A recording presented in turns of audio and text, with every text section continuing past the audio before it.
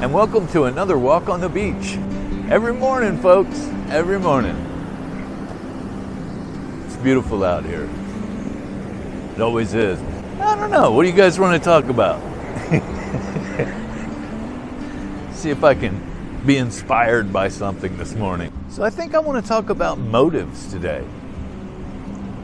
You know, in the big book it talks about our thinking will be on a much higher plane when we rid ourselves of wrong motives. That's a paraphrase, but it's something like that. So our thinking will be placed on a much higher plane when we rid ourselves of wrong motives. Well, to be honest with you, I had wrong motives for even coming to AA. You know, I didn't come to AA to quit drinking. No way. I came to AA to get people off of my back about my drinking.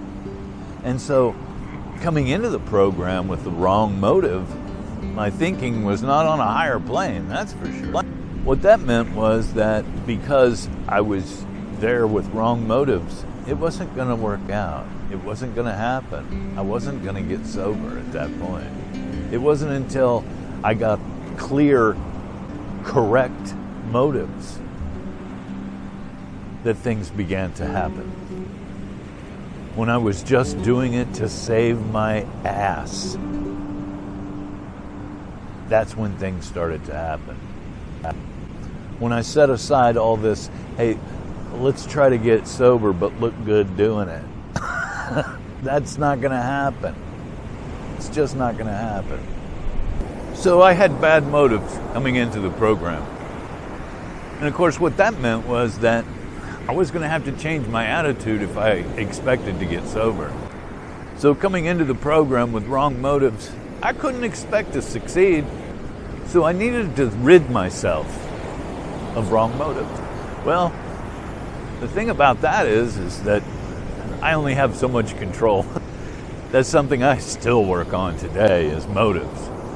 Because if you're examining your motives, you know, this is a program of looking inward anyway.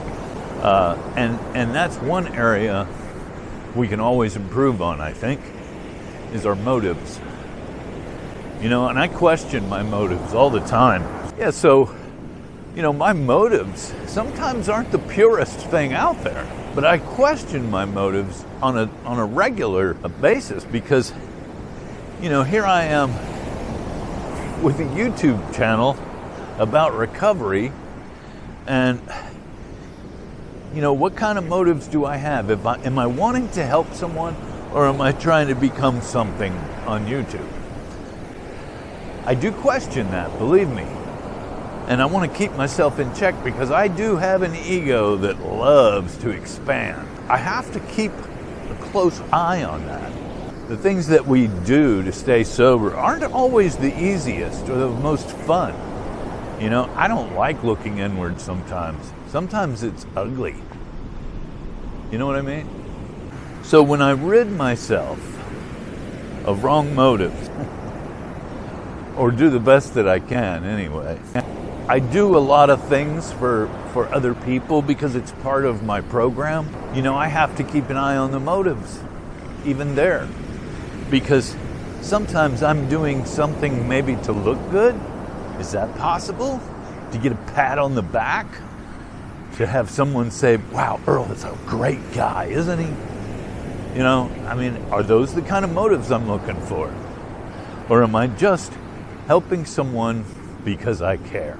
And that's kind of important stuff, man. You know, I don't want to... I'm not trying to boost Earl. You know, forget that. This is about helping others. Yeah, it's all about helping others, but especially alcoholics.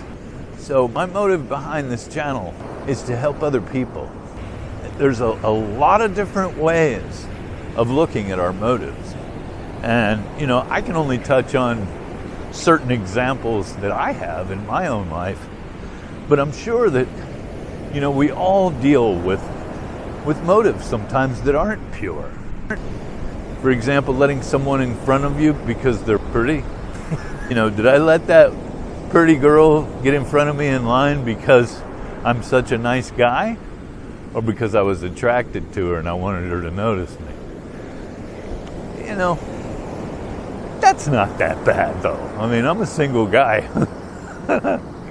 So I'm expected to do stuff like that, but you know what I'm saying? The motive behind it. Don't fool yourself into thinking that your motives are pure, because most times they're not. That's because we're imperfect. We're human. We're not perfect. Okay, time to see the sunrise.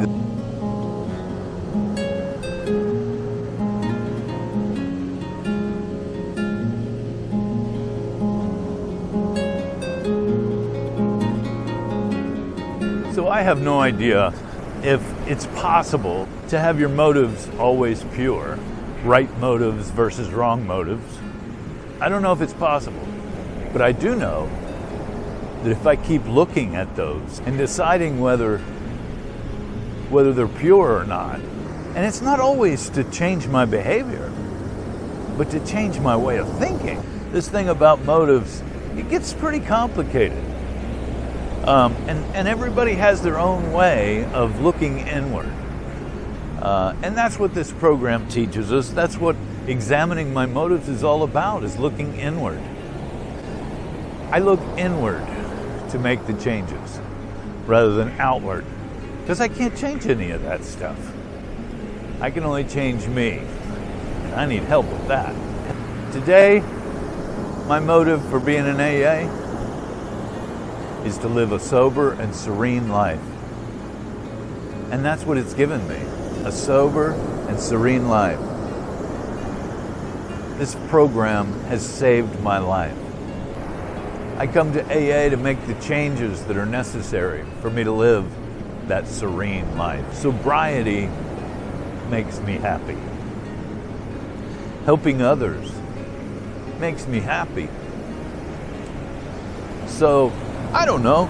You look inward at something like that, is that wrong motives? I don't know. I really don't know. You guys know I love to hear feedback from you. What's your take on motives? And how do you examine your motives? What's in your wallet? No, seriously, how do you examine your motives? And when you talk about dishonesty, yeah, you're trying to be honest with other people, but what about yourself? This examining motives is a good way of getting honest with yourself. I believe my own BS all the time. So the whole process of looking inward, it's about examining my motives. Am I doing this for the right reasons? Am I doing that for the right reasons? Am I bullshitting myself into thinking I'm doing it because I'm such a great guy?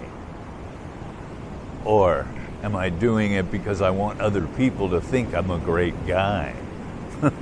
See the difference? Yeah.